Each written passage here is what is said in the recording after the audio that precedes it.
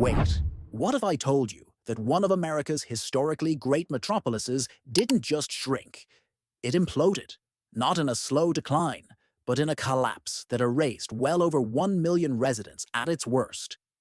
Imagine an entire modern American city, a place the size of San Antonio, simply disappearing from one map and reappearing across thousands of suburbs.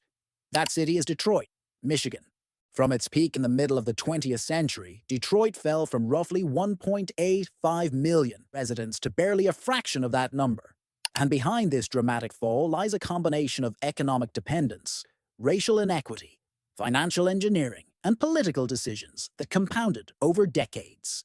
Today, we're going to uncover the three fatal forces that produced the largest sustained population loss in modern American urban history, and explore the final question: can a city return from such a collapse? But first, if you enjoy deep dives into hidden history, hit like and subscribe. Let's begin. To understand Detroit's fall, you must understand what it once was. From the 1920s through the 1950s, Detroit wasn't simply an industrial city. It was the manufacturing engine of the United States. Motor City wasn't branding, it was identity. People poured in from across the nation and the world looking for factory work that promised union wages, stability, and a gateway into the American middle class. Factories produced engines, frames, chrome, and entire communities were built around the rhythms of the assembly line. By the early post-war era, Detroit symbolized mass prosperity, built through labor. By the 1950 census, Detroit reached roughly 1,850,000 residents, placing it among America's largest cities. This peak reflected industrial concentration, wartime production momentum, and a powerful union presence through the United Auto Workers, which translated factory wages into broad, blue-collar prosperity. This era shaped culture as well: Motown music, car culture, and the dream that industrial capitalism could deliver upward mobility for millions. But Detroit's strength contained its greatest vulnerability: monoculture. It was almost entirely dependent on automobile manufacturing. A city that ties its fate to one industry becomes exposed to every shock that industry eventually faces. Detroit's decline is often summarized in two words: jobs and people. But the machinery behind this decline, economic decisions, racial dynamics, and government policy, is more complex. First came de-industrialization. Starting in the 1950s, technological change, automation, and corporate cost-cutting hollowed out Detroit's manufacturing base. Auto companies adopted new technologies, moved production to suburban plants, shifted operations to the Sun Belt, or outsourced supply chains. Automation alone eliminated thousands of assembly line jobs. Detroit's labor market, the foundation of its peak population, simply evaporated. And because the city depended almost entirely on manufacturing, job loss became a collapse, not a downturn. The second blow was the Great Exodus. As jobs disappeared, middle-class residents with access to mortgage credit moved to the suburbs. Many white families relocated to places like Dearborn and Bloomfield Hills, fueled by housing policies that favored suburban development and excluded black residents. The result was an enormous loss of tax-paying households, shrinking Detroit's revenue while obligations continued to grow. This created a vicious cycle. Fewer residents meant fewer taxes, which meant worse services, which pushed even more families out. Over time, segregation deepened as black residents faced discriminatory lending, redlining, and neighborhood disinvestment. Federal highway construction and urban renewal destroyed established black communities and displaced tens of thousands. Together, these forces produced an urban environment that was deeply fragile. A shrinking economic base, hardened segregation, weakened public services, and reliance on a declining industry.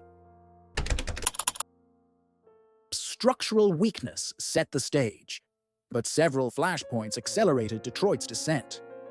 The most symbolic moment was the 1967 rebellion. Over 5 days of unrest following a police raid on an unlicensed bar, tensions rooted in housing discrimination, policing, and economic frustration erupted violently. 43 people died, thousands were arrested, and entire blocks burned. The rebellion didn't cause Detroit's decline, but it served as a national confirmation that many businesses and residents used to justify leaving the city even faster. Capital investment evaporated, insurance rates spiked, perception hardened. Meanwhile, Detroit's fiscal structure was cracking. With population and revenue falling, the city turned to complex financial tools to manage pension obligations and maintain basic services. Officials entered into interest rate swap agreements and issued costly municipal debt, products that later magnified Detroit's financial problems when the global financial crisis hit. By 2013, the city faced an unsustainable combination of shrinking tax receipts, rising obligations, and volatile debt instruments. Detroit filed for Chapter 9 bankruptcy, with liabilities estimated between $18 and $20 billion. The largest municipal bankruptcy by debt in U.S. history.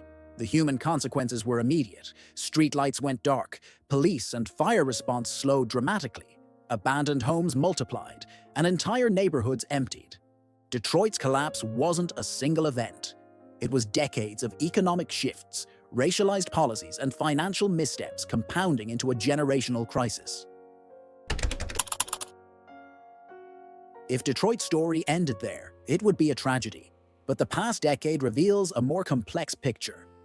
Following bankruptcy, a wave of targeted public and private investments began to reshape downtown Detroit. Major redevelopments like Michigan Central Station, along with blight removal and incentives for startups, hospitality, and corporate relocations have revived the city center. Data supports this shift. After years of decline, Detroit's population estimates stabilized and recently ticked upward. In 2024, the city passed roughly 645,000 residents.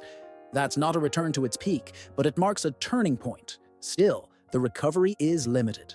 Investment clusters in downtown, midtown, near stadiums, and around university districts. But many neighborhoods remain marked by vacancy, poverty, and limited public services. The question is not whether Detroit is recovering. It is who benefits from that recovery. Without intentional policies around affordable housing, community wealth, and investment in long-neglected neighborhoods, Detroit risks repeating old patterns, islands of prosperity surrounded by vast areas left behind. Detroit's trajectory shows how cities can rise and fall through combinations of economic dependence, racialized policy, and financial decisions that build risk over decades. It teaches that relying on a single industry is dangerous, that segregated housing and infrastructure policy can deepen vulnerability for generations, and that financial engineering, when paired with political mismanagement, can transform economic problems into fiscal disaster. At the same time, Detroit proves that recovery, even after extreme collapse, is possible. But it is slow, uneven, and requires deliberate policy choices. Detroit will likely never regain the 1.2 million people it lost. But it can rebuild differently, and perhaps more sustainably, if leaders prioritize inclusive zoning, community ownership, accountable finance, and investment in neighborhoods that were ignored for decades. So here's my question for you. Which American city today faces a similar dangerous combination of risks? Tell me in the comments. If you enjoyed this deep dive, hit like and subscribe, and I'll see you in the next episode where we uncover another unbelievable chapter of modern history.